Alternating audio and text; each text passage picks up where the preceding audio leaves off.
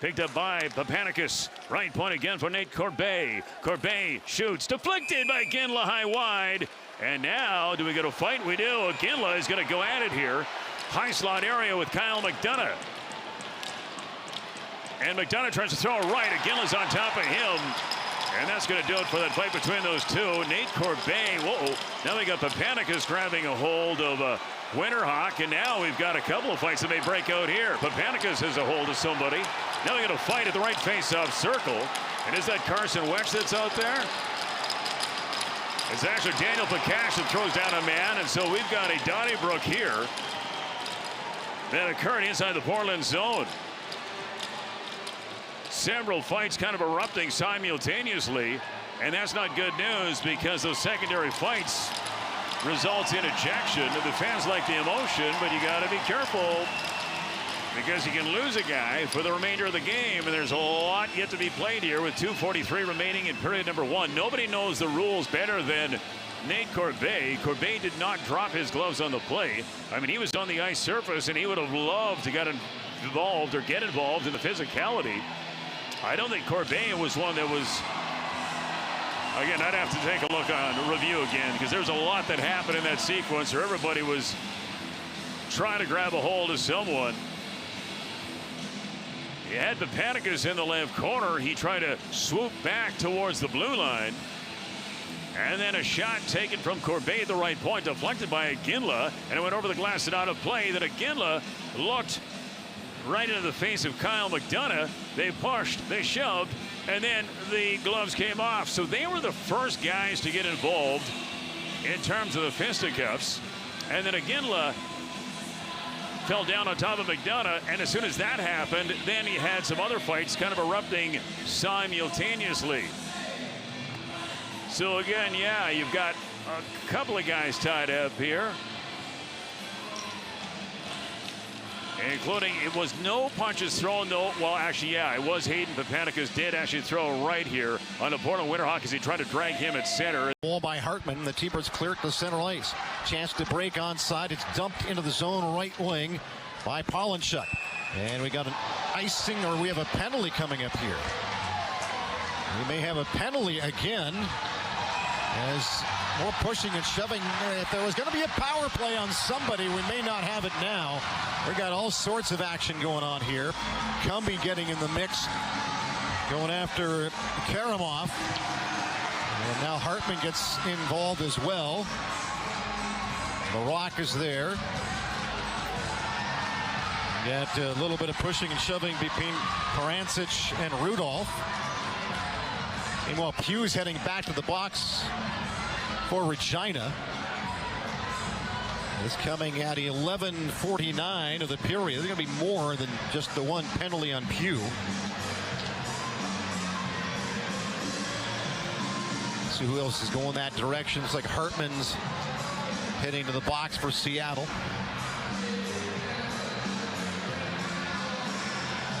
So we'll sort this all out. We'll see if there is going to be a power. The Prince George Zone, we have a fight. Corbin Vaughn is going to go here with Brady Craig. They've been talking in the first period, and now they're going to go. This is Corbin's first fight here of the regular season. They're eyeing each other up, and it looks like they're ready to go. Corbin Vaughn and Craig, here we go. They tie up. Craig misses with a couple of rights, and Vaughn, 2 big rights, 3 big rights for Corbin Vaughn. Craig hasn't got a punch away. Vaughn holding, waiting. Craig hasn't hit him. Right for Vaughn. Now Craig hits Vaughn. Good fight between two tough customers. Vaughn with some defense in this fight. Now he's got a big left on Craig.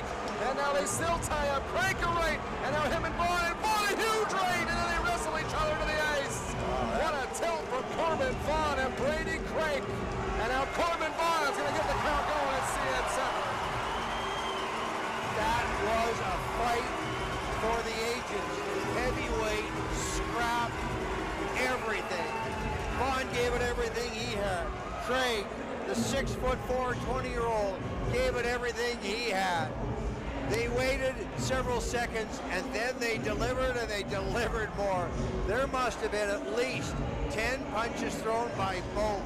They each took their turns landing the shot of that puck. He had Panalakis take a run at him, but it was Panalakis that got the worst of it. And behind the play, Wilkie and Williams dropping the gloves. Williams lands a nice right hand. Wilkie misses with a right, then Williams sends him down. A stiff right to the jaw. And the 16-year-old ignites the fans here at the hangar. Did not see that coming at all. What a great job by the young 16-year-old, hanging in there with a big shot at the end. Now here's what I'm curious on, Derek.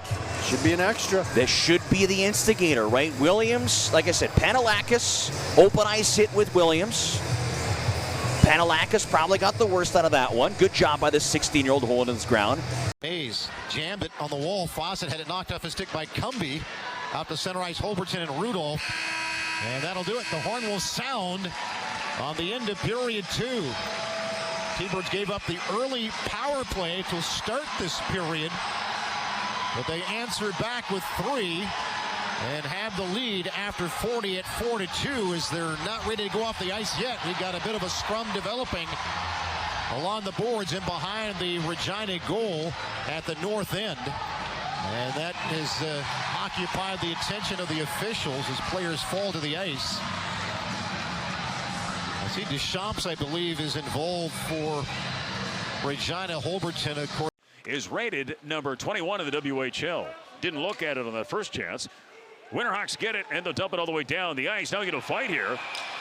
Palatine and Southern of all people. And they'll take it right to the blue line. Rights from Palatine. Southern tries to get the right free. Took a left there. And then tries to tackle Palatine. And that is Tomasz Palatine's first fight in the WHL. Now Southern, even though he's a big guy, typically does not engage physically a lot. But give Tomasz Palatine some credit. It looked like Palatine was the one that asked for the fight. And Southern complied.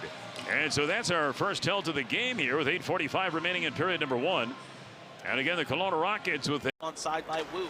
Chip down the boards into the feet of Carter Cunningham. He'll give to Caden McCann. A wrister blocked in front as a penalty upcoming on the hitman as Caden McCann got hit up high, and now we're going to see everyone grab a partner.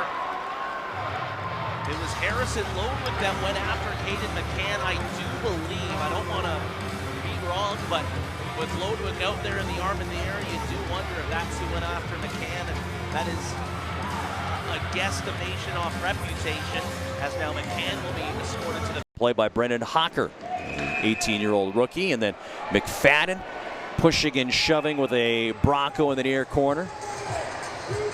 Not too sure who that is for Swift Current. A couple rabbit punches from both sides. Noah Kosick. They taking them both? Looks like they're both heading off. Thanks, they are.